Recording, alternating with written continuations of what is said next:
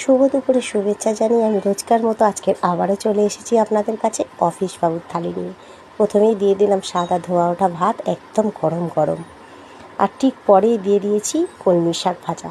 এটা কিন্তু আমি কাঁচা লঙ্কা চিড়ে আর রসুন ফোড়ন দিয়ে আজকের কিন্তু শাকটা ভেজেছি। আজকের আর পেঁয়াজ দিইনি। তো কেমন লাগে আপনাদের এরকম করে শাক রান্না অবশ্যই কিন্তু আমাকে জানাবেন। আর সেই সঙ্গে দিয়ে দিলাম একটু পটল ভাজা, আর অফিসবাবুর পছন্দের বেগুন ভাজাও কিন্তু দিয়ে দিলাম কুমড়ো আলু ছোলা দিয়ে একটা তরকারি। এটা বানিয়েছিলাম সকালে, সেটাও কিন্তু অফিসবাবুর থালিতে দিয়ে দিলাম, রেখে দিয়েছিলাম অফিসবাবুর জন্য। আর ঠিক পরেই দিয়ে দিয়েছি লাউ দিয়ে মুগের ডাল, বেশ ঘন করে লাউ দিয়ে মুগের ডাল কিন্তু দিয়ে দিলাম। আর এরপরেই দিয়ে দিয়েছি আলু আর ডাঁটা দিয়ে পোস্ত।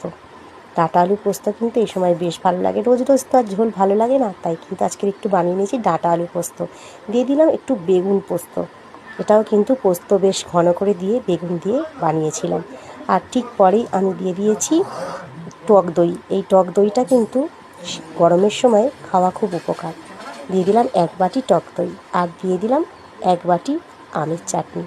কেমন লাগলো আজকের অফিসবাবুর থালি সাজানো আপনারা কিন্তু জানাতে ভুলবেন না।